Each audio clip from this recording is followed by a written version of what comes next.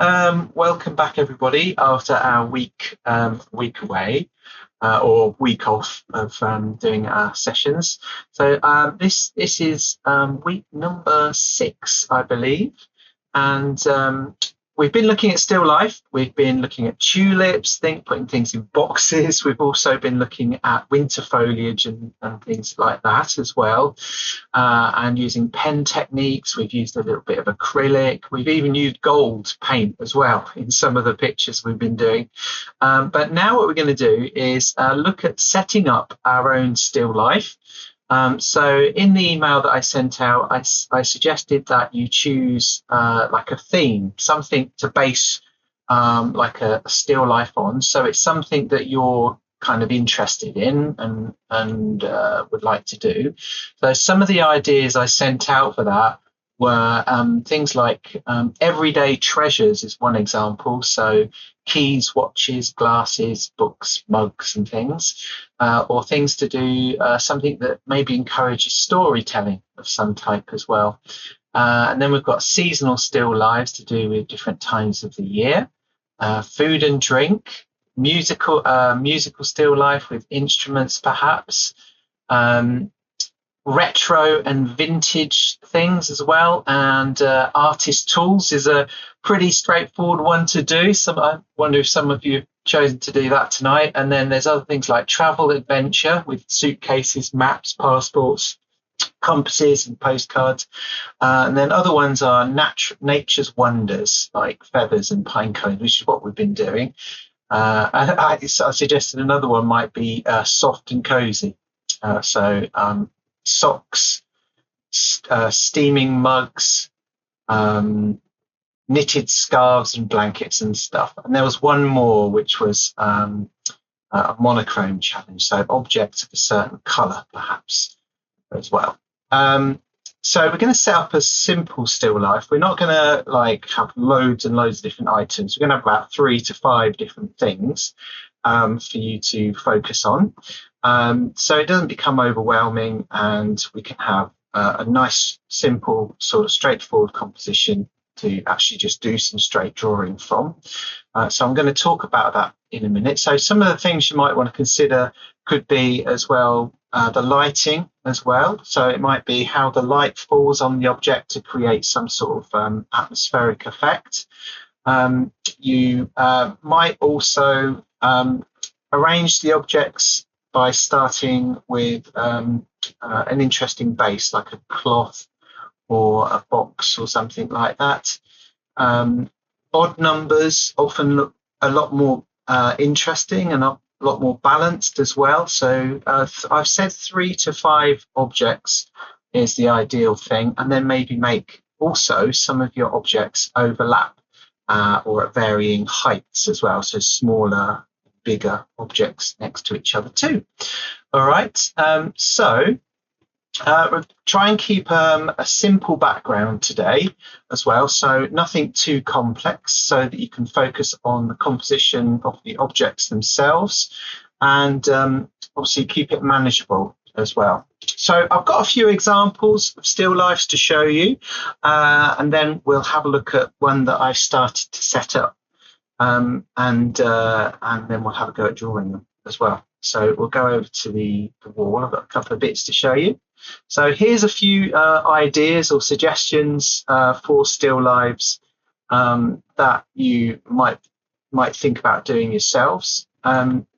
So we've got ones with fruit on, and I like this one because there's a lighting on it as well. So nice natural things. Something's happened, like the oranges have tumbled out of the basket there, and you've got some very nice soft lighting. We've got the art kits as well. So on a sideboard there, or a chest of drawers, we've got overlapping objects within this one. So we've got the little wooden mannequin in the foreground, and then the pot of brushes, and there's like a little bottle just behind everything. So we've got lots of overlapping objects all clustered in that one quite closely together. And then a very simple one. We've actually got 4 objects here, but the thing that draws your attention, I suppose, is not just the pot, but the 3 apples that are arranged overlapping slightly in the foreground. So nice and simple, neat and tidy. And then over here, we've got some flowers again with a pot. And we've got the height here, which is quite important. So we've got the tube. Oh, I don't know what this is actually. I've just bought a bulb with one of these for one of these, but it's quite high up, isn't it? And then we've got, it goes down at an angle. So we've almost got like a triangular sort of composition here.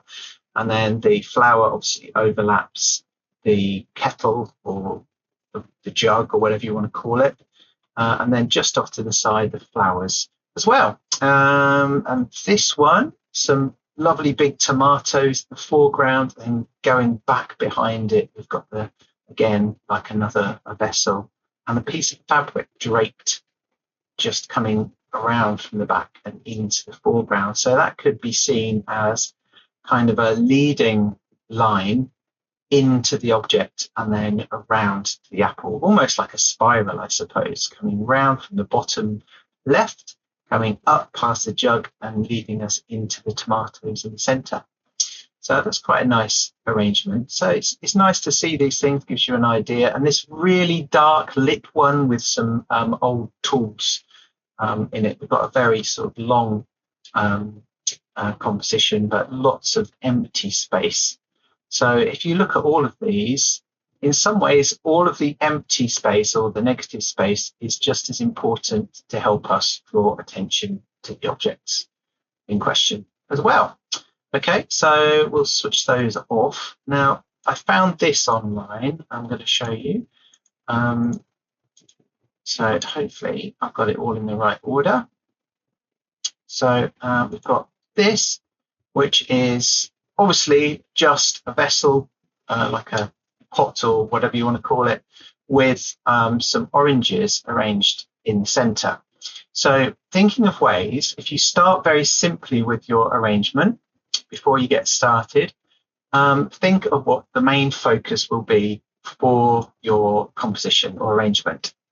So in the center, just off, and if you look at the arrangement of this within the frame of the picture, you can see that the oranges, or especially the middle orange, is arranged on the right-hand third. So if you come a third from the very right hand into the center, the oranges are on the third just there, aren't they? So it kind of already helps us to balance and arrange things. And then to add to that, to create a bit more interest, we've got an orange off to the left, just off of the next third.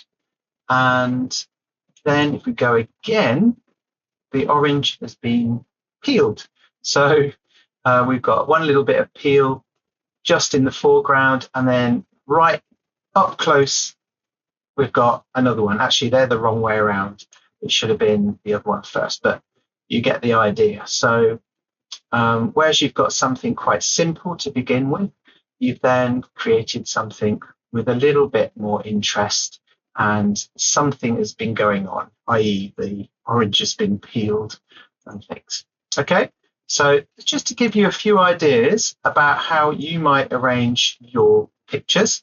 Now, I'm going to be doing something based on gardens, because gardening at the moment is a big part of my life, because I'm helping to build a community garden. So, and somebody mentioned the subject this last lesson as well. So I thought it would be a good subject for me to do. So we've got these lovely boots up here. I can't remember the name of the artist who did that one right now, but so this is a very simple arrangement, as you can see.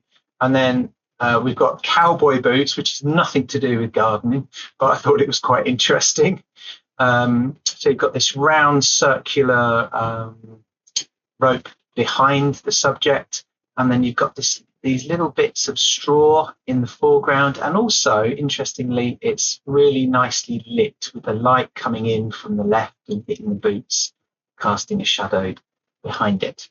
And then we've got, and I just wanted to put this in because I kind of liked it. It's a Vincent van Gogh painting of some shoes as well, gardening shoes, I'm assuming. And the interesting point about this one is that it is taken from above. So think about your point of view when you're looking at whatever you're looking at this evening. You might want to consider looking slightly above, which is what I've started to do with my arrangement that I'm doing this evening. Okay, so we will go over to my desk and hopefully everything is operating as it should be. It is. We've done this and we've done this. Now we are going to be looking at a new arrangement of things. So let's see if I can make this a little bit bigger. Yeah, that's me. And it's this one. Right, so here is my arrangement of objects so far. It's a little bit blurry because I'm using quite an old webcam for this. But you can see here I've got my boots at the moment right in the center here. I've got some bulbs in the foreground, summer bulbs. So at this time of the year, we're thinking about how things might look in the summer in our gardens. So I've got my old, well, they're not old particularly, but they look here because I've been using them quite a bit. So I've got my boots that I use for walking and gardening, and then I've got these bulbs either side of the composition. So there we go. So what I'm going to do now is I'm going to add a few other objects, which will help sort of create something for me to work from this evening. Okay, so I went out this afternoon and bought myself some hyacinths, which I'm probably going to have to remove because they make me sneezy, but I like them anyway. So what I think I might do is, we don't want them plonked in the center there like that. What we probably want is for the shoes, the shoes to be more in front of and slightly overlapping the picture. Let's see if I can just it like that. It's quite nice. And then I've also got other things like this, which are useful for planting bulbs. I've got a fork, garden fork. And I've also got this trowel, which I think would look quite nice. Maybe somewhere in here. Like that. Yeah, quite like that. And then I've also got I've got odd gloves. I'll be honest with you. Look, I've got odd gloves. My other gloves are at the other garden, so I'll get those today. But I might have something like this, sort of just in the foreground, like that. So at the moment, it goes off screen a little bit, so I'm just going to move everything back slightly.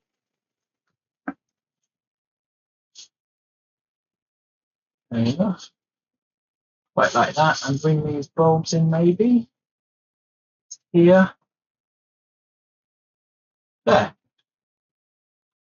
So I quite like that. That's looking reasonably interesting, like something I could draw. So we've got the high objects up here, and then obviously the flatter objects, and it makes this kind of triangle. And we've got objects in the foreground which are a bit more detailed, but draw us into the composition a little bit. So yeah, I'm reasonably pleased with that. I think I could do with a bit more space at the top. So I'm just gonna pull that up slightly like that. And that's not too bad actually. So that's what I'm going to work from this evening. Now to get started, The other thing I could do with this, of course, is I could put more lighting on it to cast more shadows. So I might decide to cast shadows across this way. But for this evening, I'm just going to stick with this. You'll see what I've done in the background here is I've just put some paper on my desk to create like a backdrop and things. Oh gosh, there's two people just arrived. Right. There we go. Hello, hello. Okay, so I've made my arrangement on here. I could like play around with it a little bit, and indeed that's what I suggest you do, is have a little experiment with where you're putting stuff so that you get something you're happy with to draw from. Now, I'm going to make that a little bit smaller, just about that sort of size. And what I suggest you do is start to very loosely, hopefully, sketch it out. I'll start that off now to give you some ideas about how to go about it. Just let Lucy in, she didn't come in. Right, I'm just going to switch my old camera off. Here we go. Okay, so now I've got this on the screen is because actually I'm at a slightly different angle because the display is just off to the side of me, as you can see from my hand there, whereas my camera is over here. So I've got different angles, so I'm looking at the screen while I do this, but you obviously will be able to look more directly at what you're drawing from. So what I'm going to do first of all is work out a space, draw this a bit darker actually, where I'm going to put this arrangement. So I'm going to do it the same sort of shape as the image that I've got on screen, you can see here. And then the next thing to do is start to work out where things are going to go. So you could start by dividing the space into 4 like that. Now the next thing you could do then is start to sketch out the shape. Now if you find this bit, you may find a little bit tricky to get started. So what you could in fact do is take a photograph of what you're drawing, which is practically what I'm working from here to help you see what I'm actually doing. So start by, and this is something that a lot of people will do, is draw out some simple shapes, blocky shapes, to help you get started. And these don't have to be completely accurate, but it's about learning where those objects are actually going to be within your picture frame that you've just drawn. So I've drawn out an outline around here, and I should draw these a bit darker so you can see what I'm doing. So these shapes here for our boots, very roughly, and the gloves are going to come down to the bottom of the shape and across here, and then I've got my bulbs in each of those areas. And try to look as well, I don't know how well you can see, you can just about see it, I think. Try to look at the shapes that are around here, these bigger areas. So on the composition up here, you can see there's quite a bit of space around the outside of all of my objects. So by doing these rectangular sorts of shapes, even if they're not absolutely perfect, I've actually put the objects within the space in the approximate or pretty close to accurate spacing of where they should actually go. So the next thing I'll be doing is starting to sketch in those details of the boots and the gloves. and the trowel, all those things. I've actually drawn the trowel in here. So that will be somewhere around there, like that. It sort of overlaps the pot there. Okay, so this is how I suggest you get started tonight on sketching out your still life.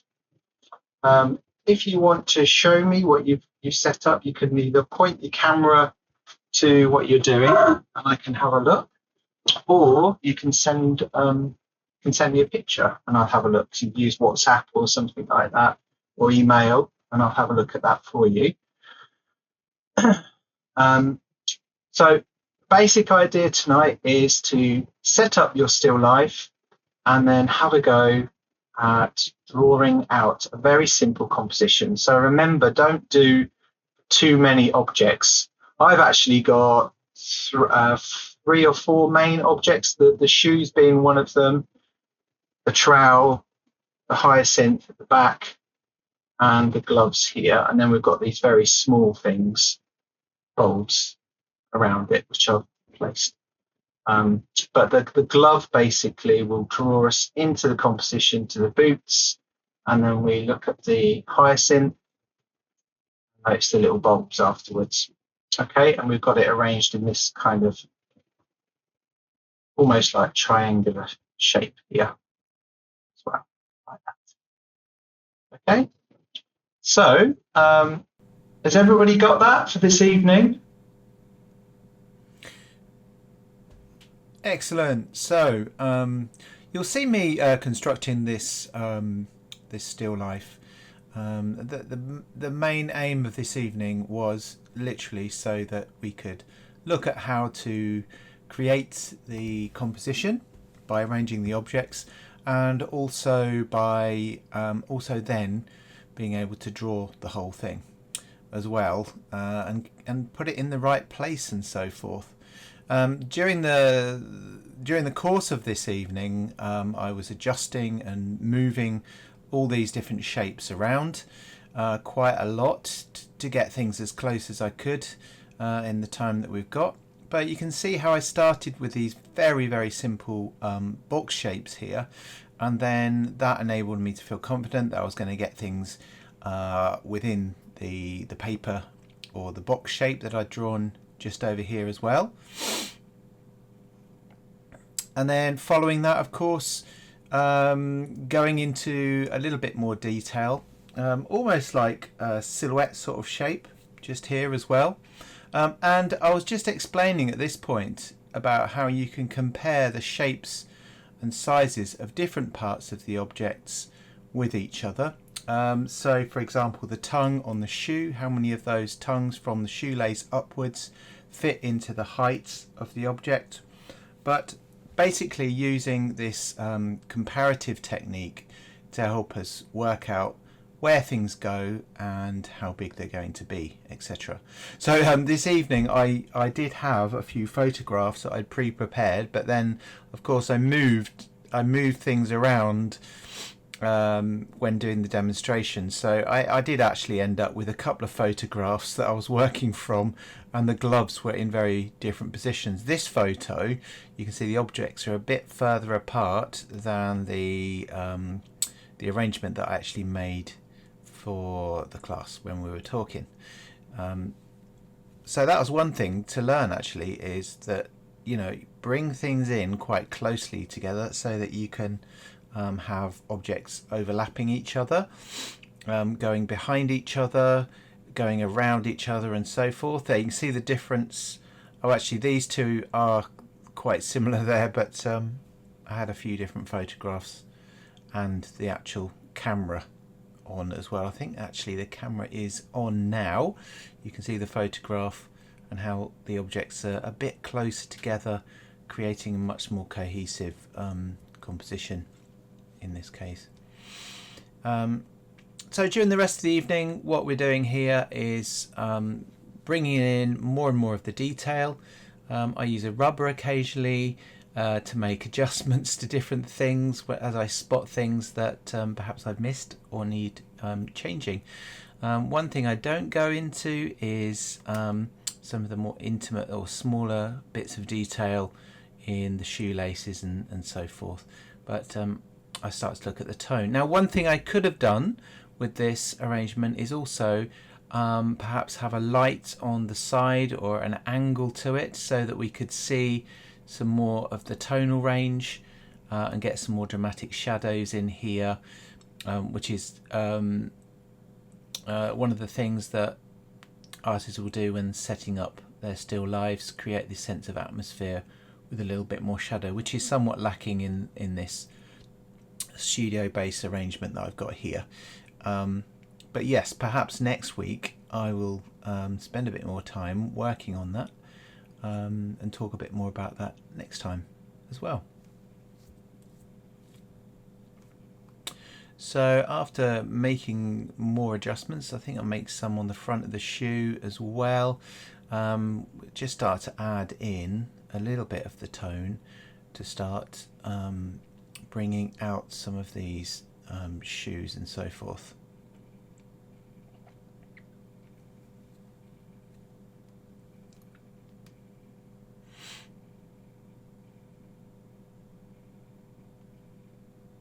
I'm using a 6B pencil on this. I do actually, thinking about it, it would be good to start with something like a 2B, something a little bit harder, so that you can make finer lines and things before working back into the drawing with the deeper shadows. So swapping between different pencils. A harder one for more sharper, finer details, and then a soft one for the for more of the tonal areas. I'm just a big fan of the 6B, so I'm often using that when working my my drawings. So there, yes, so there I spotted that I needed a little bit more room on the front of the toes of the shoe.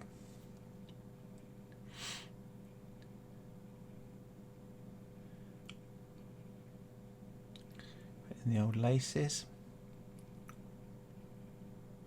And remember, of course, that when you're drawing with graphite, you can gradually build up the layers of pencil. So you don't have to start dark straight away. You can gradually build in those layers. Oh, and here I zoomed in a bit closer to the trowel. Someone was asking about metallic objects. The important thing with metallic objects to make them look a bit more shiny is to have strong contrast between those highlights and shadows, and that way it starts to look a little bit more reflective.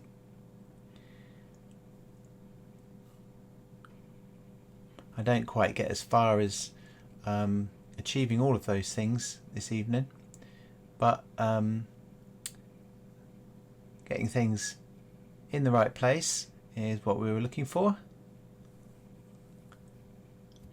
and to a degree we've managed to do that.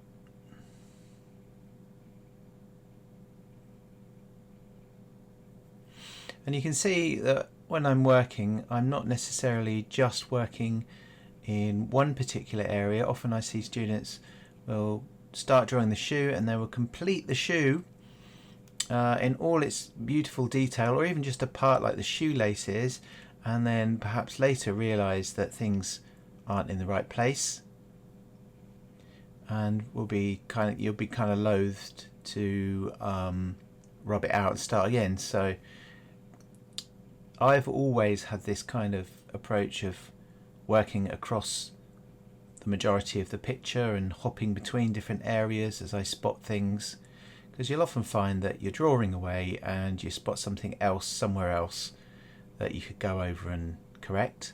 So rather than leave that, you can dive straight in and have a tinker, as they say, with that area. So this is about as far as I get this evening with this picture, but we can see here the process of constructing a still life using pencil. Next week, we'll be continuing with this theme, but adding tone with some inks or acrylic paints over in a mono sort of fashion, to then create an underpainting to work over.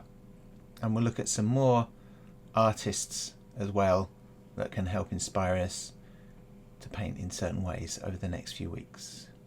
So I hope you've enjoyed this evening, and I'll catch up with you later. Have a lovely week. See you next week for our next lesson. Lesson number 7. Cheerio.